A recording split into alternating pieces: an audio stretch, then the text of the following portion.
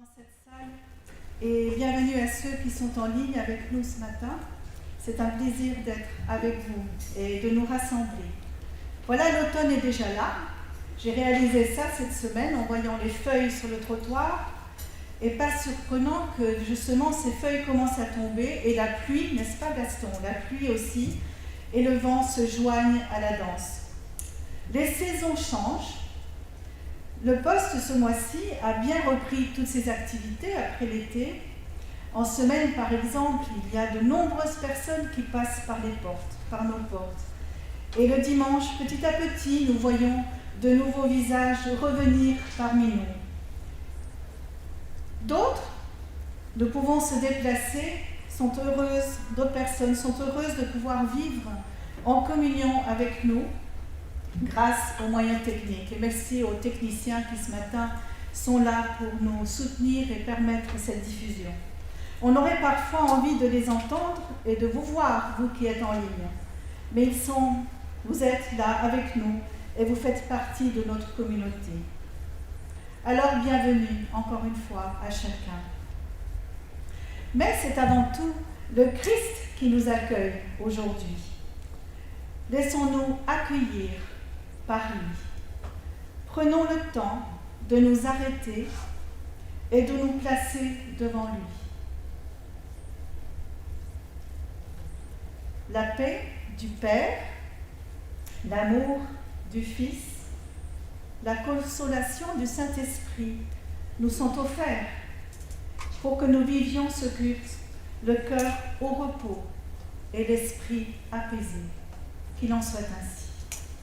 Nous allons commencer par chanter notre premier chant, « Un jour dans tes parvis », un chant qui est bien connu et qui se trouve dans le gel au numéro 355 pour ceux qui sont chez eux, si vous voulez les paroles. Sinon, vous les aurez sur l'écran. « Un jour dans tes parvis ». Je vous invite à vous lever. Je remercie aussi les musiciens qui sont là ce matin et qui vont nous aider à chanter ce chant ensemble.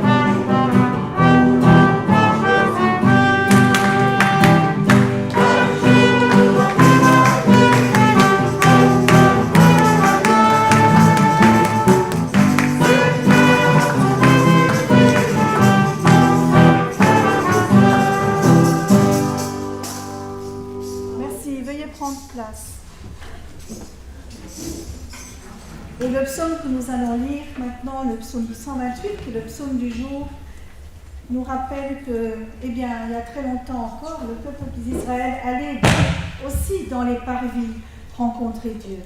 Alors voici ce que dit ce psaume. « Heureux tous les fidèles du Seigneur, ceux qui suivent le chemin qu'il a tracé.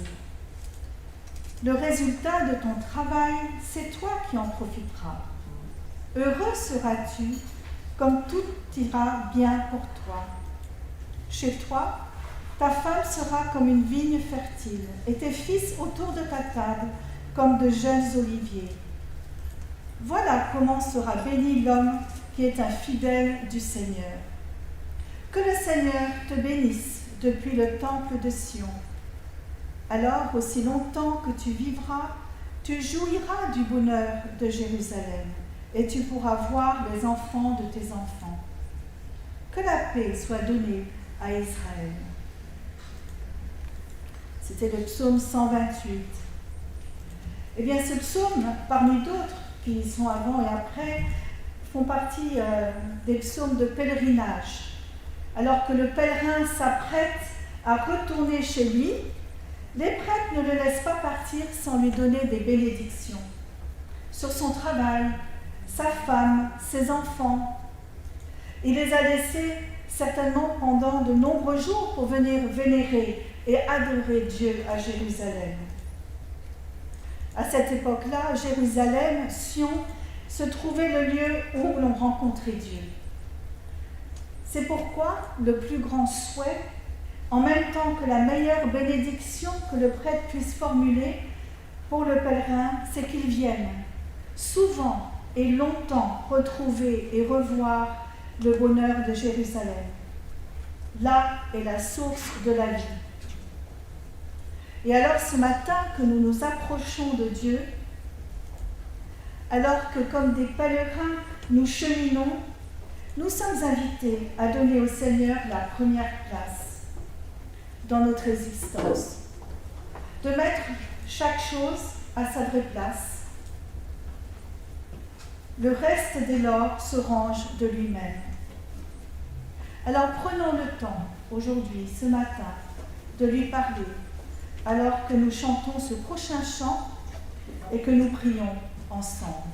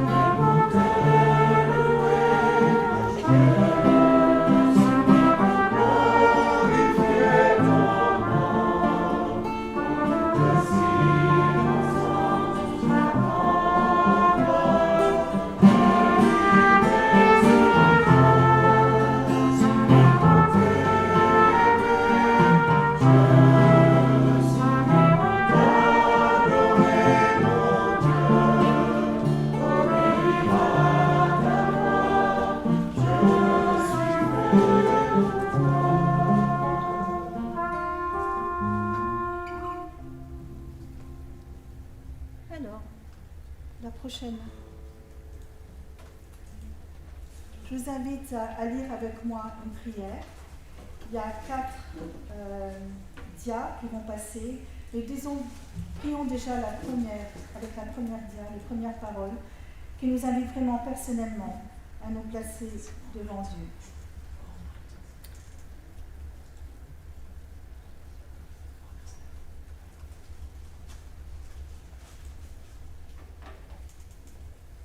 Nous attendons simplement les paroles qui vont arriver. Sinon, je vais les lire tout simplement. C'est bon? Alors, lisons dans la prière ces paroles et puis à la fin de ces premières paroles, nous prendrons un tout petit moment tranquille pour nous placer individuellement devant Dieu. Donc, tout cela dans la prière. Devant toi, mon Dieu, me voici. J'ai quitté l'agitation du monde pour goûter près de toi le repos. Je me sens accueilli, car dans mon endroit secret, tu me précèdes et déjà tu m'attends. Tu parles à mon cœur et je t'écoute. Prenons quelques instants pour simplement réaliser cela et le vivre. Le Seigneur nous accueille chacun là où nous sommes aujourd'hui.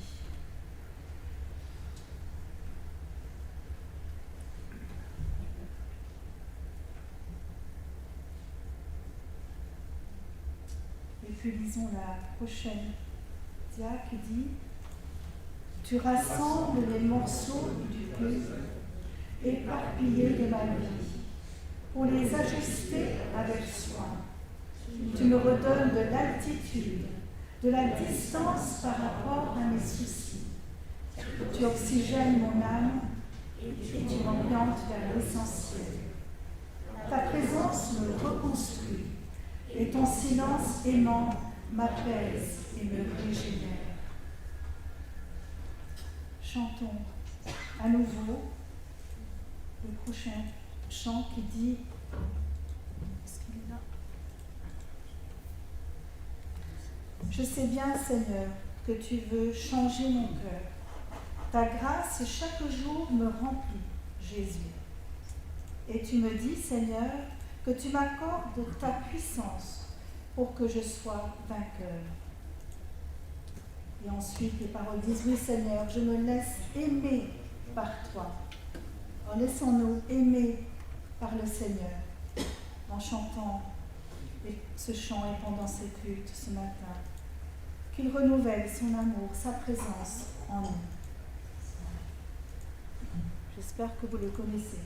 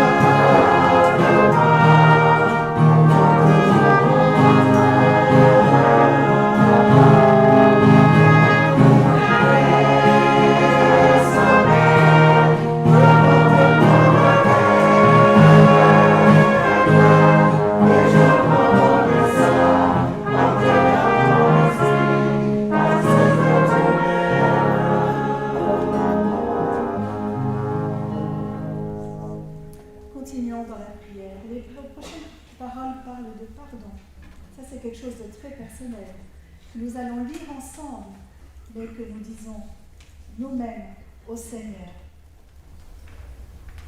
Mon Dieu, mon Père, je te loue, car tu es pardon sur mes erreurs, guérison sur mes écorchures, force dans mes découragements, réponse dans mes doutes et mes questions, patience dans mon effervescence et mes piétinements. Ô mon Dieu, mon Père, c'est avec reconnaissance que ma vie s'expose à la tienne. Merci pour cette halte où dans ta tendresse tu me réconfortes, tu me soutiens, me restaures et m'envoies. Père, loué sois-tu. Amen. Et nous chantons encore un chant qui dit bien: bénissez Dieu, le seul Seigneur, pour terminer ce temps de prière.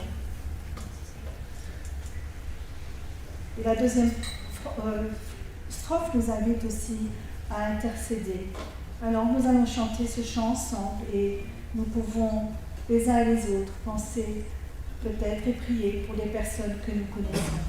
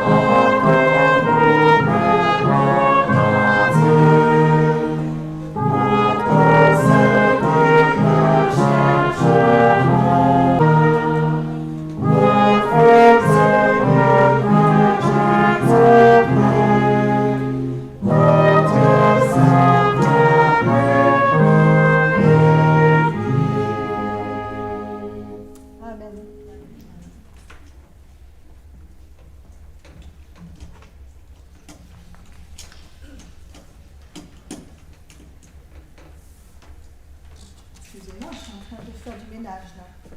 Voilà. Alors, j'avais pensé qu'on aurait des enfants et des peut-être un peu plus grands. Il y en a, je vois quelqu'un là. Est-ce que tu as vu qu'il y avait un puzzle derrière sur une table à faire? Alors, si tu t'ennuies, tu peux aller faire ce puzzle qui est là-bas derrière. Il n'est pas facile en plus, donc j'invite pas les tout petits à aller, mais si les moyens et un peu plus grands s'ennuient, eh bien il y a un puzzle là-bas derrière qui est à faire. Pourquoi un puzzle?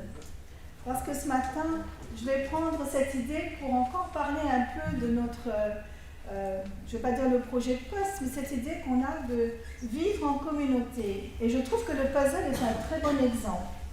Alors n'hésite pas, si tu veux aller le faire, tu n'es pas obligé, mais tu peux. On a commencé un petit peu parce qu'il n'est pas facile du tout ce puzzle. Alors on va mettre la première image. Alors, comment fait-on un puzzle? Est-ce qu'on mélange d'abord tous les morceaux? Le problème, c'est de ne pas perdre un morceau quelque part, sous une table ou une chaise. Est-ce qu'on commence par chercher les bords? En plus, celui-là, c'est un puzzle qui est rond. Alors, on va peut-être le mettre, et l'image, voilà. Il est rond ce puzzle. Vous voyez bien qu'il n'est pas facile. Mais ce que j'aime bien, c'est qu'il est plein de couleurs et aussi qu'il représente un peu les gens du monde entier. Alors on peut commencer par le milieu, peut-être, sur celui-là, je ne sais pas. Peut-être qu'on peut mettre les morceaux par différentes teintes, mais là c'est pas évident, je crois. Alors voilà, si les jeunes étaient à côté de moi, je pourrais leur demander par quoi ils ont commencé et qu'est-ce qu'ils recherchent en premier.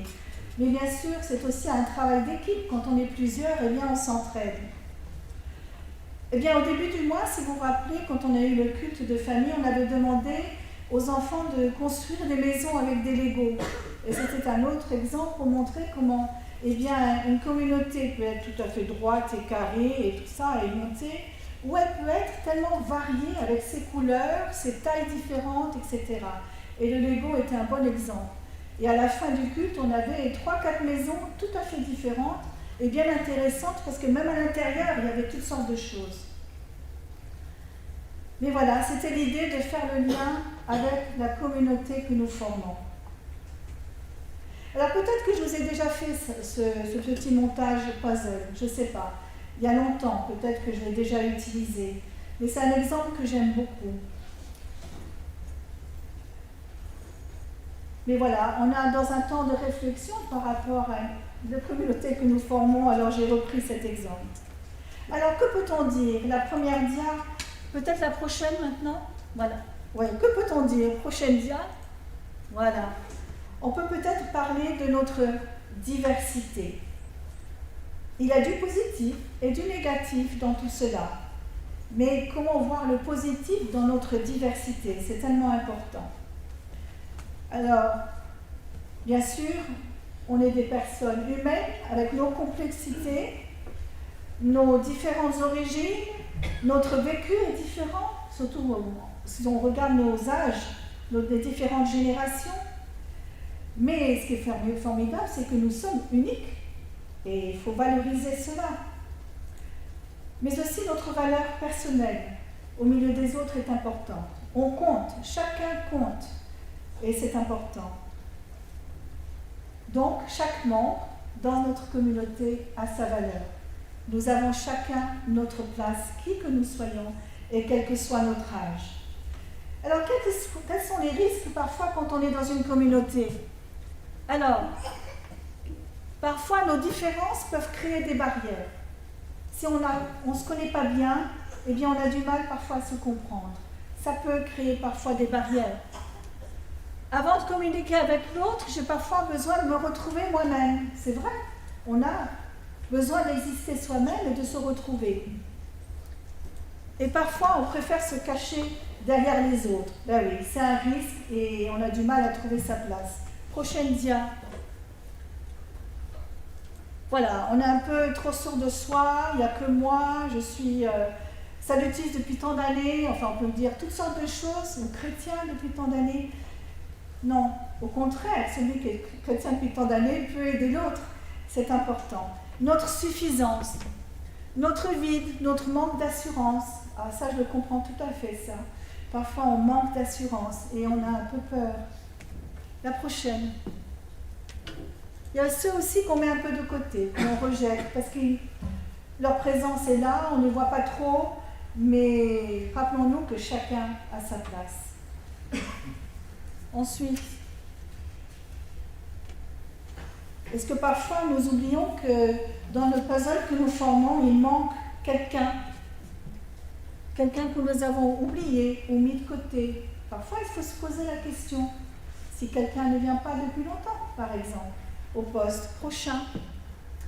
Nous sommes pleins de bonne volonté, nous voulons reconstruire le monde, mais tout seul.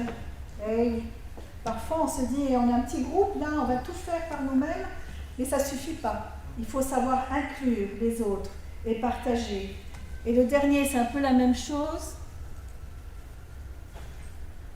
Nous avons chacun notre rôle à jouer, donc l'importance de penser aux autres et ne pas jouer tout seul, agir tout seul.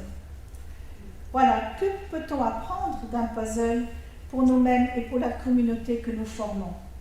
Alors voilà, j'ai trouvé ce petit texte que quelqu'un a écrit en disant, c'est sympa, elle a écrit ce texte en disant que c'est au travers d'un puzzle, enfin, l'exemple du puzzle lui a permis de réfléchir à sa vie. Bon, donc c'est intéressant et je vais partager ça avec vous. Tout d'abord, il ne faut pas forcer un morceau à prendre n'importe quelle place dans le puzzle. Par exemple, s'il ne rentre pas, il ne faut pas forcer, sinon on l'abîme de toute façon, donc ça ne va pas. Donc, chaque puzzle, chaque morceau a sa place et peut être ajusté. Et cette place, il la trouvera naturellement. Vous savez, parfois, quand on fait un puzzle, il y a un morceau, on n'arrive pas à le placer. Jamais. Et c'est à la fin seulement qu'on dit, ah, ben voilà, il allait là. Et pourtant, il aurait pu prendre plein d'autres places parce qu'il rentrait presque. Mais non, c'était pas ça. Donc, c'est important. chaque personne, chaque morceau de puzzle à sa place. Et quand les choses ne vont pas très bien, faire une pause. Vous savez, quand vous faites des grands puzzles, il arrive un moment où vous ne voyez plus rien, parce que vous êtes trop dans ce puzzle. Il faut mieux faire une pause. Et après, quand vous revenez, tout va mieux, tout à coup les morceaux se placent. C'est un peu comme ça aussi. Parfois, il faut prendre un petit recul, on a besoin de ça pour reprendre notre place dans la communauté. Assurez-vous de regarder la situation dans son ensemble. Parfois, on s'accroche trop aux petits détails et cela ne mène qu'à des frustrations. Ensuite, la persévérance porte ses fruits. Chaque morceau de puzzle, ou chaque puzzle, petit ou grand, s'est assemblé petit à petit, pièce par pièce. À nous d'apprendre à être persévérants aussi. Lorsqu'un endroit ne fonctionne plus, oui, lorsque vous travaillez sur un puzzle et que ce côté-là ne marche plus, eh bien laissez l'autre côté. Mais n'oubliez pas d'y revenir, c'est important. La variété est importante dans notre vie. Ce sont les différentes couleurs et les différents motifs qui rendent le puzzle intéressant. Vous êtes d'accord avec moi? Alors, commencez avec les bords. Pour nos vies, les bords, les frontières donnent un sentiment de sécurité et d'ordre. Et parfois, on a besoin de ça. On ne peut pas aller dans tous les sens. On a besoin, même dans une communauté, de se sentir en sécurité et de savoir un peu où on va. C'est important. N'ayez pas peur d'essayer différentes combinaisons. Certaines peuvent être surprenantes. Ne restons pas toujours dans ce qu'on connaît toujours. Il faut savoir évoluer, changer, essayer des choses. Prenez souvent le temps de célébrer vos succès, même les plus petits. Tout ce qui vaut la peine d'être fait demande du temps et des efforts. Un grand puzzle ne peut pas être précipité. Travailler ensemble, avec des amis et la famille, rend toute tâche amusante, surtout quand on fait un puzzle. C'est sympa de le faire en famille. On se chamaille un petit peu parce qu'on veut le morceau de l'autre, mais voilà, c'est comme ça, on est ensemble et ça fait partie de la communauté aussi. Et le dernier point, lorsque vous arrivez enfin à la dernière pièce, ne soyez pas triste. Réjouissez-vous du chef-d'œuvre que vous avez réalisé et profitez d'un repos bien mérité. Je ne pense pas que demain, on va se reposer parce qu'on a tellement de choses dans notre communauté à faire, à discuter, etc. Mais n'ayons pas peur de nous réjouir. Nous sommes déjà nous-mêmes des chefs-d'œuvre de Dieu, mais aussi de nous réjouir du chef-d'œuvre que nous formons ensemble dans cette communauté. Alors, la prochaine, voilà, nous dit que nous sommes entre les mains de Dieu. Je vous ai dit plein de paroles, mais l'essentiel c'est ça, c'est que tous ensemble, chacun d'entre nous, nous sommes entre les mains de Dieu. Et la prochaine, on peut alors décider de construire à 2, à 3, à 4. Je pense aux groupes de maison, par exemple, qui sont tellement importants. C'est des petits groupes, mais des petits groupes où on peut inviter des gens de l'extérieur. Et aussi, voilà, on peut être nombreux. Et la prochaine, la joie de travailler ensemble et que chacun trouve sa place. Je crois que cela est essentiel. Nous le vivons déjà, mais nous pouvons le vivre encore mieux. Et donc, être en harmonie avec les uns les autres, même si nous sommes tellement différents, mais chacun a sa valeur. Il y a toujours de la place pour que le puzzle grandisse et raconte une nouvelle histoire, montre une nouvelle image. Alors, je termine avec cette petite histoire que je vous ai aussi peut-être déjà racontée. C'est l'histoire d'un pasteur dont l'épouse était partie pendant quelque temps. Elle devait peut-être faire des courses et lui était resté à la maison, mais il voulait méditer. Mais en même temps, il gardait son petit garçon. Et ce petit garçon venait tout le temps le déranger. Papa ceci, papa cela.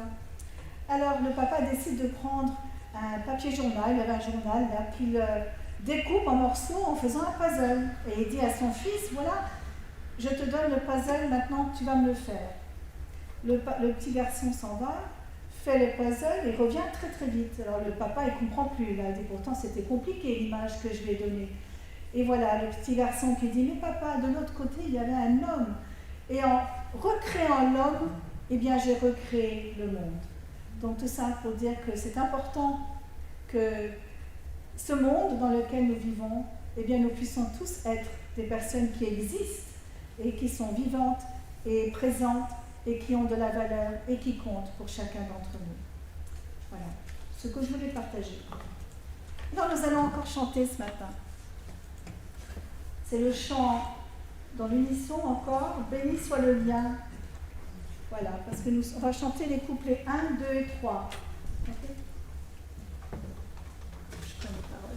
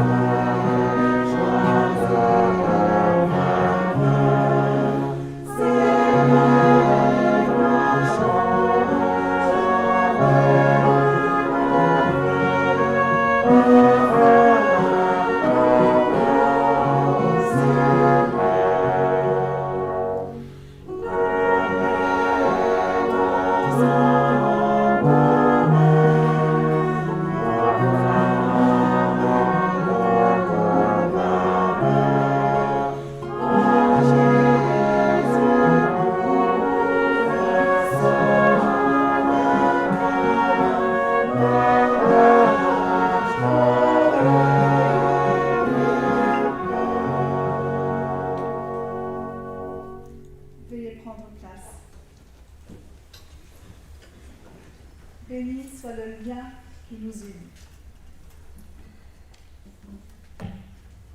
Maintenant, nous allons avoir la lecture biblique et le message.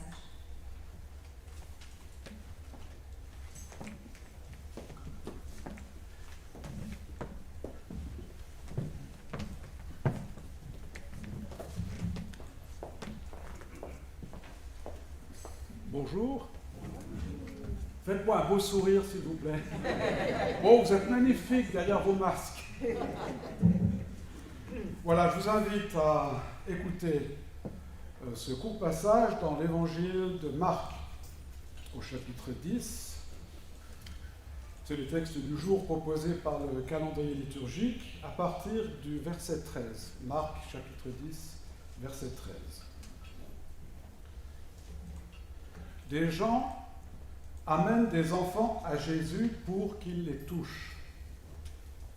Mais les disciples leur font des reproches.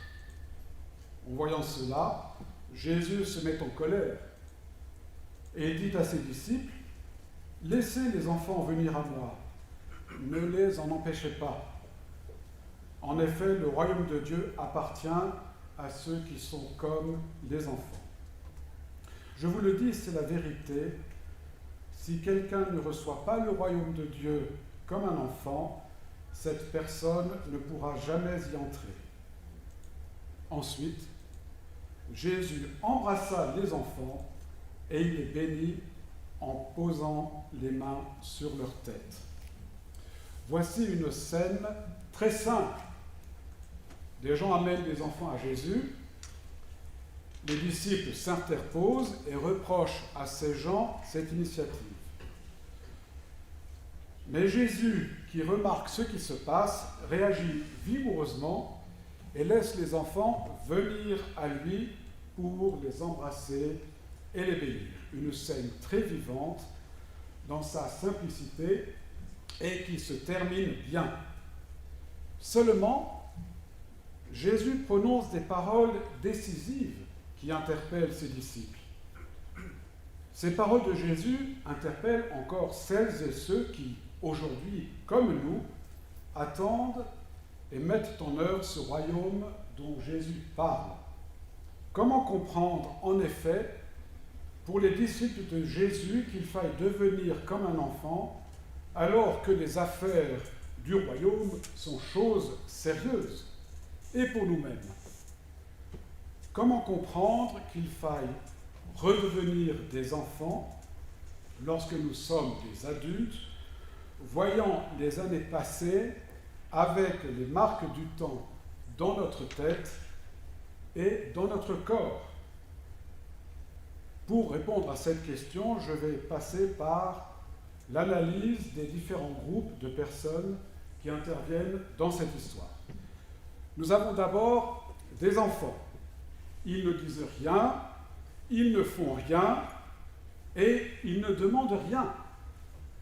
On les voit renvoyés d'un clan à un autre, de personnes à d'autres, comme des boules roulant sur un billard à 3 bandes.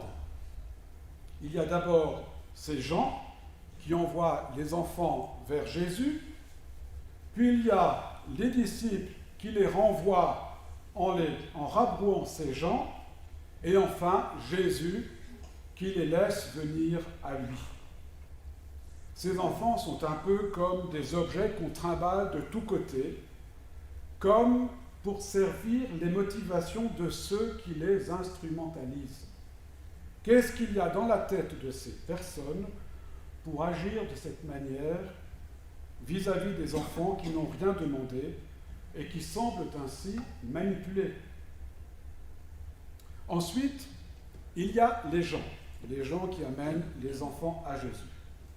Certes, il n'est pas anormal en ce temps-là que des parents amènent leurs enfants vers un rabbi célèbre et influent pour qu'il les bénisse. Oui, on peut vouloir amener des personnes à Jésus de bonne foi, parce que c'est pour leur bien. Mais je me demande si ces gens, un peu zélés, n'en font pas trop. Est-ce qu'il n'y aurait pas aussi chez eux le désir caché, peut-être même inconscient, un désir de puissance, de prouver qu'ils ont raison, qu'ils ont la solution, le désir d'obtenir un succès qui flatte leur ego? On est très fort dans l'Église pour dire aux autres ce qu'il faut croire, comment être, ce qu'il faut faire, ce qu'il ne faut pas faire, où aller, etc. C'est un peu, je dois dire, notre spécialité ici à l'armée.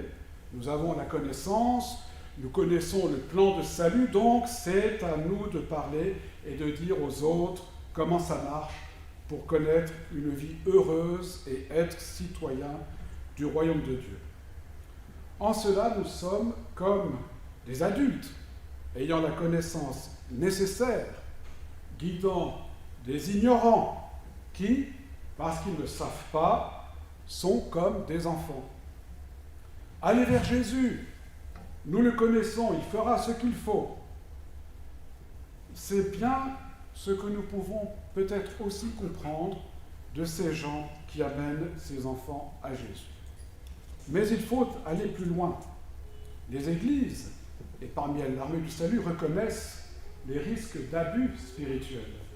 C'est-à-dire, lorsqu'une personne profite de sa position d'autorité pour en dominer psychologiquement et spirituellement une autre, en la privant de son autonomie et de son libre arbitre.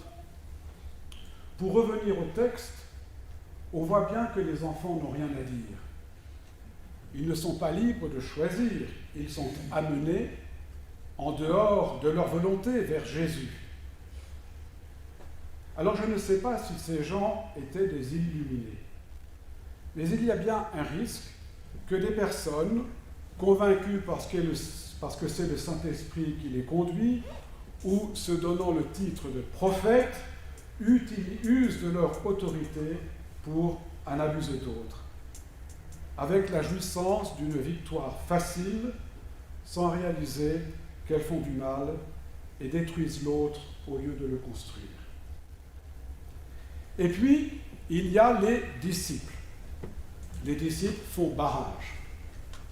D'une certaine manière, ils ont bien compris l'attitude de leur maître qui avait déjà refusé les miracles qu'on lui demandait. Un petit peu plus haut dans le texte, au chapitre 8, les pharisiens demandent à Jésus « Fais-nous un miracle pour nous prouver que c'est Dieu qui t'envoie. » Et Jésus répond « Pourquoi est-ce que les gens d'aujourd'hui demandent un miracle ? Je vous le dis, c'est la vérité, les gens d'aujourd'hui ne verront aucun miracle. » Alors pour les disciples, pas question de faire de Jésus un distributeur de bénédictions. Ils font barrage. Qui plus est, à des enfants qui n'y connaissent rien. Les disciples, eux, ont la connaissance, ils ont un accès direct auprès du Maître. Par conséquent, ils savent. Tout est affaire de savoir, d'écoute, d'étude, de cohabitation durable avec le Maître. Les enfants ne sauraient importuner le ministère ou la méditation du Maître. De toute façon, ils ne comprendraient pas les affaires du royaume. Au fond, ces enfants ne sont pas grand-chose et ils ne comptent pas. Je me demande si l'attitude des disciples ne se retrouve pas parfois, peut-être souvent, dans nos églises. Ici, mais c'est un lieu respectable, nous sommes des gens sérieux, fidèles aux valeurs du royaume. On ne peut pas être importuné par des personnes qui n'y comprennent rien, qui risquent d'abaisser la spiritualité de notre communauté, qui vivent de compromis. Oui, nous croyons bien faire, car nous pensons sauvegarder les principes chrétiens tels que nous les avons reçus et compris. Je me demande même si moi-même je ne fais pas barrage à quelqu'un qui voudrait rencontrer Jésus. C'est facile d'ignorer quelqu'un, de le rejeter, de le stigmatiser, de le repousser dans sa différence, de l'isoler, surtout si à mes yeux, il ne vaut pas grand-chose ou s'il est différent de moi. Un peu comme les disciples qui, par leur attitude, repoussent les enfants dans leurs conditions d'enfants. Comme ces enfants, d'autres aujourd'hui ne sont pas grand-chose non plus, parce qu'ils sont minoritaires, différents ou sans voix. Quels sont ces autres auxquels nous refusons l'accès à Jésus par nos paroles, par nos gestes? À chacun de se poser la question. Quels sont ces petits, ces sans-voix, ces personnes différentes de moi que je repousse? Fort de notre propre justice, soucieux de notre sécurité spirituelle, nous les repoussons. Nous leur refusons l'accès à Jésus. Nous leur fermons les portes du royaume. Parfois même à notre insu, il faut bien le dire. Là encore, une victoire facile sur des personnes en position de faiblesse qui flattent notre ego, mais qui fait du mal et qui pervertit la bonne nouvelle de l'Évangile. Cependant, les disciples ont oublié une chose. Ils auraient pu se souvenir que Jésus avait dit au chapitre précédent, chapitre 9, en prenant un enfant dans ses bras, « Si quelqu'un reçoit un de ces enfants à cause de moi, c'est moi qu'il reçoit. Et cette personne qui me reçoit, ce n'est pas moi qu'elle reçoit, elle reçoit celui qui m'a envoyé. » Alors oui, il y a Jésus. Jésus qui embrasse les enfants et pose sa main sur leur tête et les bénit. J'aime ce Jésus si humain, qui se met en colère contre ses disciples et qui montre sa tendresse aux enfants en les embrassant. Il n'y a là vraiment aucun obstacle, aucune distance. Jésus ne peut pas être plus proche de ses enfants. Ainsi, après avoir réprimandé les disciples, Jésus ordonne, au verset 14, « Laissez les enfants venir à moi, ne les en empêchez pas. En effet, le royaume de Dieu appartient à ceux qui sont comme des enfants. » On pourrait comprendre avec cette traduction que le royaume n'appartiendrait qu'aux adultes, dès lors qu'ils redeviennent comme des enfants. Or, dans son commentaire sur l'évangile de Marc, le pasteur Jean Valette précise que l'original grec dirait plutôt « En effet, le royaume de Dieu appartient à ces êtres-là, entre parenthèses, les enfants. » Autrement dit, le royaume appartient non pas à ceux qui sont comme des enfants, mais aux enfants eux-mêmes. Autrement dit, le royaume de Dieu n'appartient pas à ceux qui redeviennent comme des enfants, parce qu'ils auraient une attitude d'humilité, de simplicité. Si c'était le cas, cela fausserait la relation au royaume, qui serait marquée soit par une approche intellectuelle, on réfléchit à être comme des enfants, soit par le souci de mériter ou de gagner le royaume. On fait l'effort d'agir et de penser comme des enfants. Dans ce cas, Jésus exigerait de ses disciples, et donc de nous, une démarche infantile. On comprend qu'une telle démarche ne soit pas recevable et que beaucoup se détourneraient de l'Évangile. Pour autant, Jésus montre qu'il y a une relation directe entre les enfants et le royaume.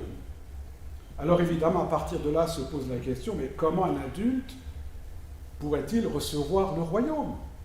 C'est une cause perdue, parce que les années passant, nous nous rendons bien compte que c'est de moins en moins possible. Cela rejoint la question de Nicodème, au chapitre 3, verset 4 de l'évangile de Jean, qui demande à Jésus, comment un homme peut-il naître quand il est vieux? Peut-il rentrer dans le sein de sa mère et naître? Qu'est-ce que Jésus veut dire et comment le vivre? Peut-être faut-il aller dans l'évangile de Matthieu pour comprendre ce que Jésus veut dire. À 2 reprises dans les béatitudes, Matthieu mentionne le royaume. Il met ça dans la bouche de Jésus. « Heureux les pauvres en esprit, car le royaume des cieux est à eux. » Et puis, « Heureux ceux qui sont persécutés pour la justice, car le royaume des cieux est à eux. » Les pauvres et les persécutés sont comme les enfants, des êtres qui n'ont rien à eux et rien pour eux, qui n'ont rien à attendre d'eux-mêmes et rien à exiger des autres. Ils en sont réduits à tout attendre de Dieu. C'est ça que Jésus veut faire comprendre, et c'est cela qu'il vit lui-même. Il attend tout de Dieu. Autrement dit, il vit de la grâce de Dieu. Alors, lorsque Jésus dit au verset 15 que personne ne pourra entrer dans le royaume de Dieu s'il ne le reçoit comme un enfant, il ferme la porte, et c'est dur, il ferme la porte à toute recherche intellectuelle, morale, religieuse du royaume, comme celle du jeune homme riche, vous connaissez l'histoire, qui demandera un peu plus loin dans ce chapitre 10 à Jésus, « Maître, que dois-je faire pour recevoir la vie éternelle ?» Alors pour conclure, dans le fond, parce que nous ne savons pas tout, et qui peut dire qu'il sait tout de Dieu, il nous faut recevoir le royaume de Dieu comme des enfants, c'est-à-dire comme des mendiants qui ouvrent leurs mains pour tout recevoir de Dieu dans la disponibilité, dans l'accueil et dans l'émerveillement. Mais, dans le même temps, et c'est important, parce que nous sommes dans le monde avec ses défis, ses questions, sa complexité, ses doutes et ses craintes, et parce qu'en tant que témoins et citoyens du royaume, il nous faut répondre à ces défis, à ces contradictions, à ces craintes de nos contemporains. Il nous faut vivre le royaume avec une foi d'adulte qui demande prière, étude, réflexion, méditation, lecture, dialogue, recherche, même si cela est exigeant. Sans quoi nous pourrions maintenir ces attitudes immatures et infantiles telles que je les ai analysées chez le groupe de ces gens qui amènent les enfants à Jésus et de ce groupe de disciples qui en refusent l'accès. Au fond, et je terminerai par là, il nous faut vivre dans le monde avec une foi d'adulte et nous tourner vers Dieu, accueillir le royaume avec une foi d'enfant. Amen. Alors Margaret va nous diriger dans le prochain cantique, parce que moi je vais prendre le trombone basse, et ensuite je reviendrai pour la prière.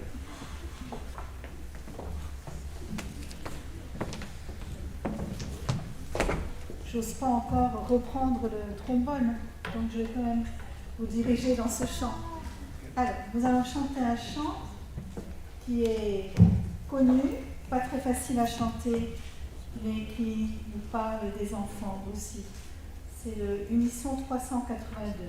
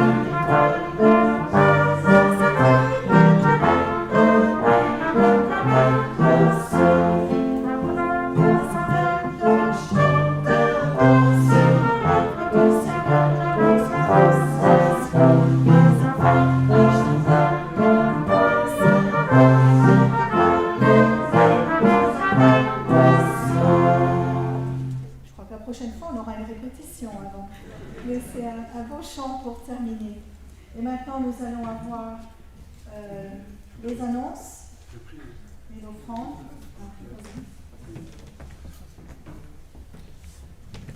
Avant les annonces et l'offrande, je vous propose de prier. J'ai choisi ce cantique pour le dernier refrain. Les enfants par centaines chantent, dansent au livre du Seigneur. Voilà, nous sommes des enfants.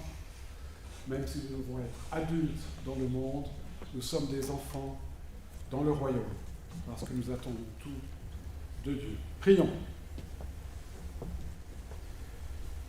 Te remercions, Père, pour ta parole vivante.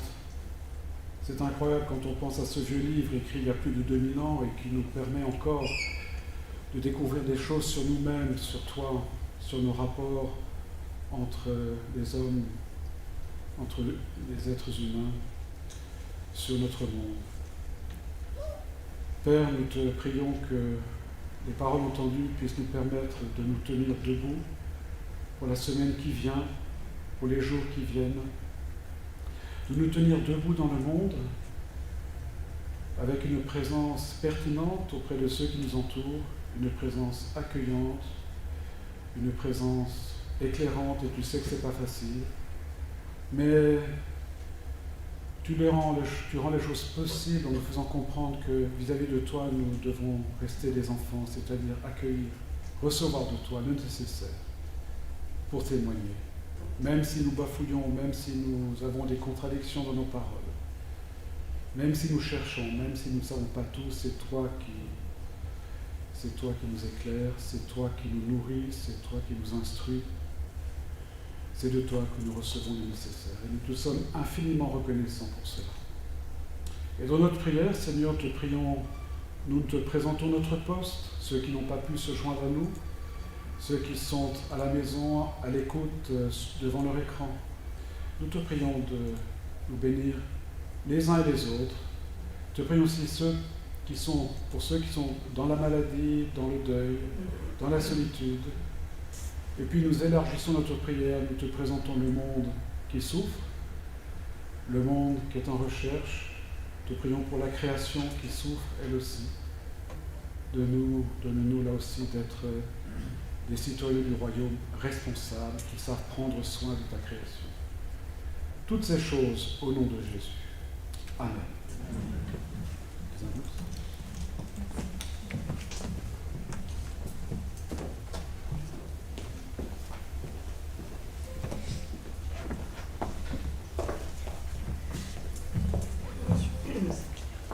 Bonjour à chacun d'entre vous.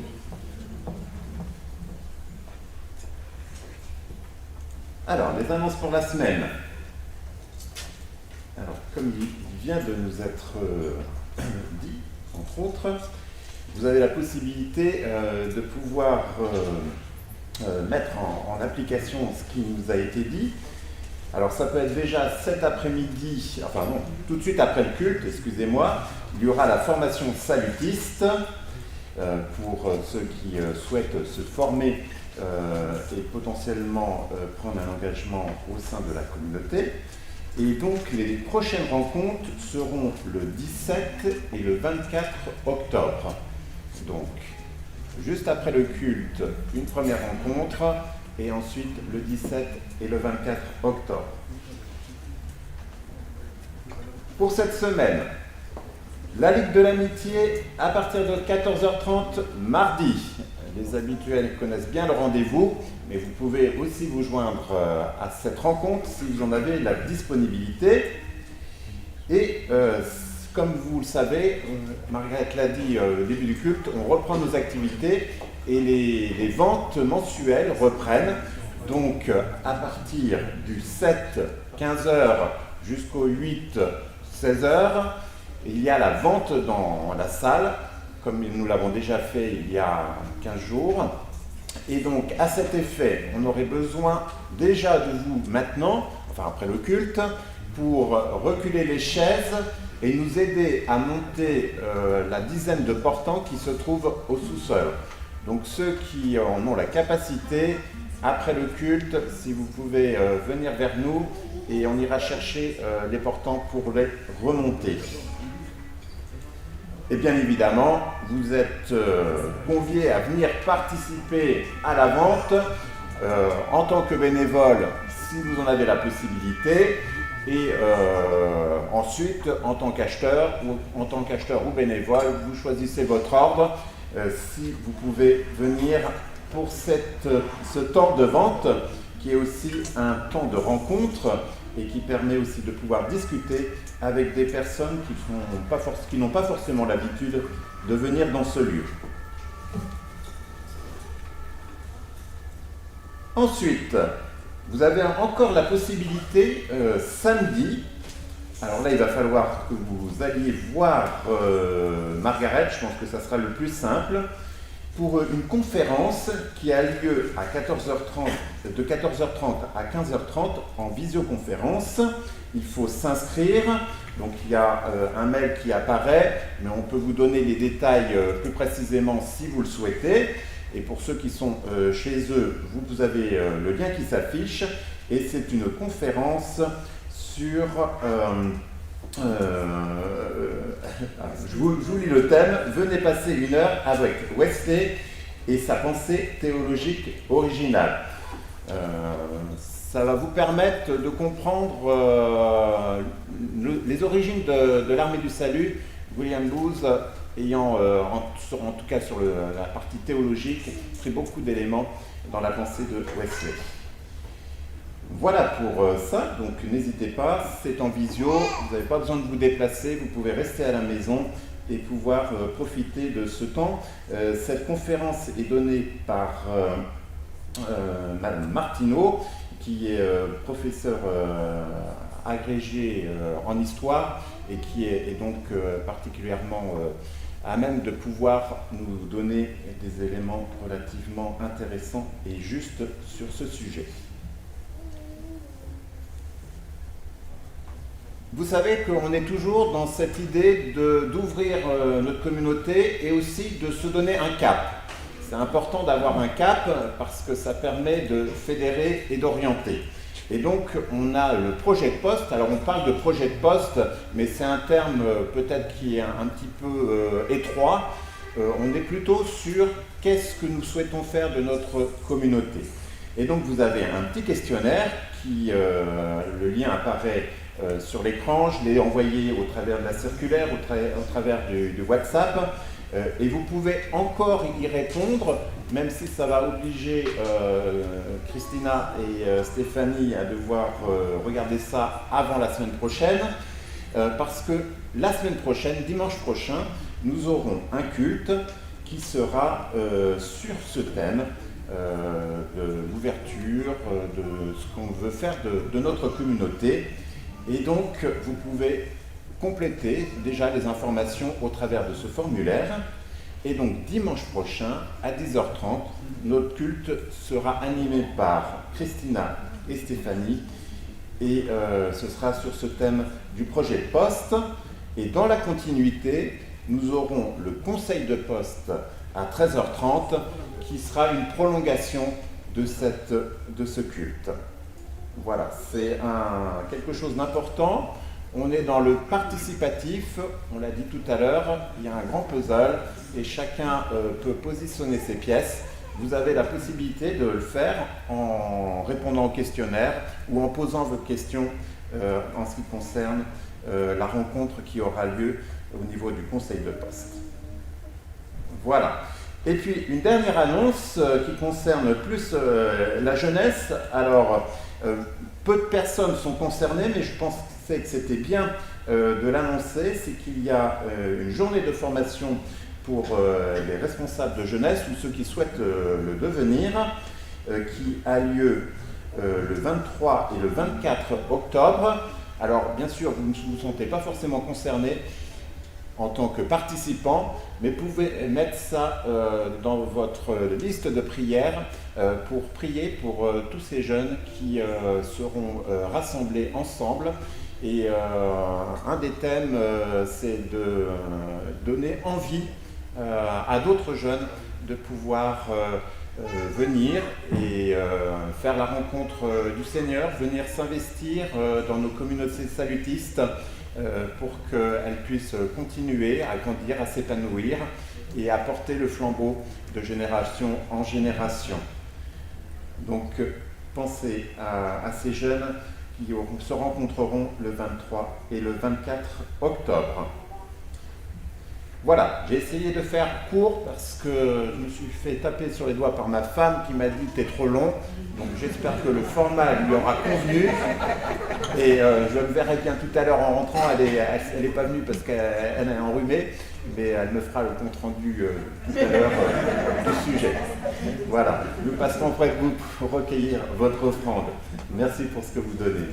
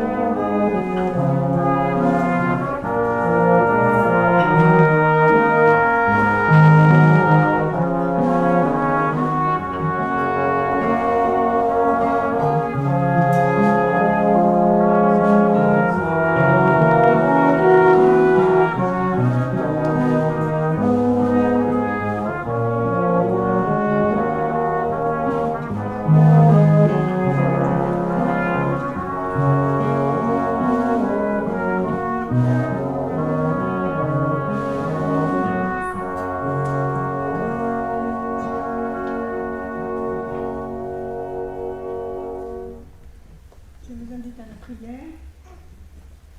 Père Céleste, nous voulons te remercier pour nos diversités qui, par ta grâce, nous permettent d'être ensemble, de vivre ensemble sous ton regard. Merci pour ces offrandes que nous t'apportons, qui sont le témoignage de notre reconnaissance pour tout ce que tu fais pour nous. Et nous te prions pour qu'elles soient utilisées selon tes plans à toi, au nom de Jésus. Amen.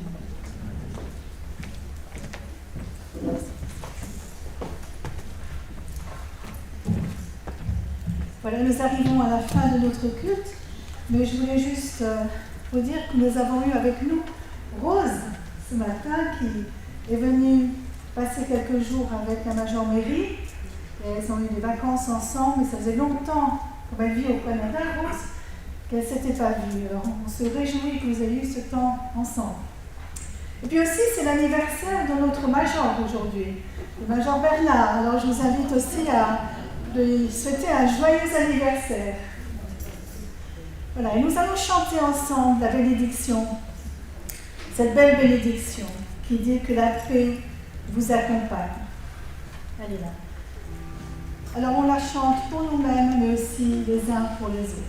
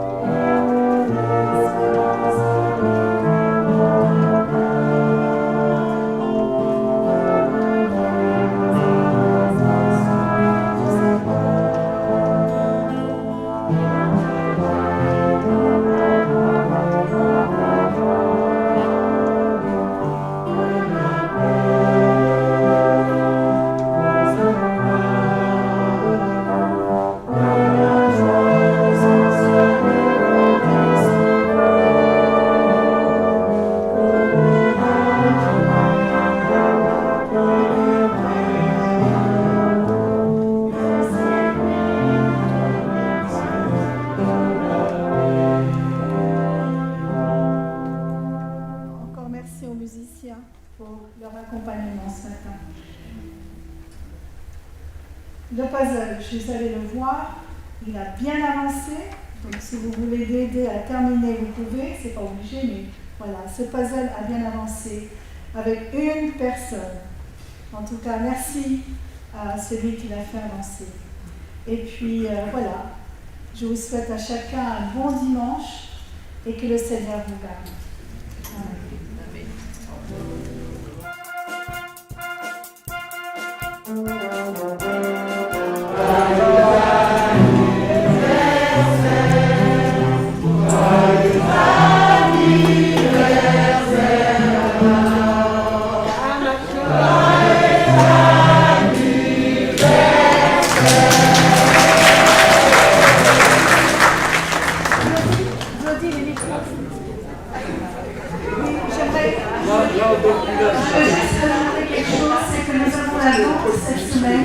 Et nous avons besoin d'aide pour remonter les portants d'en bas. Donc certains le font en habitude, et merci de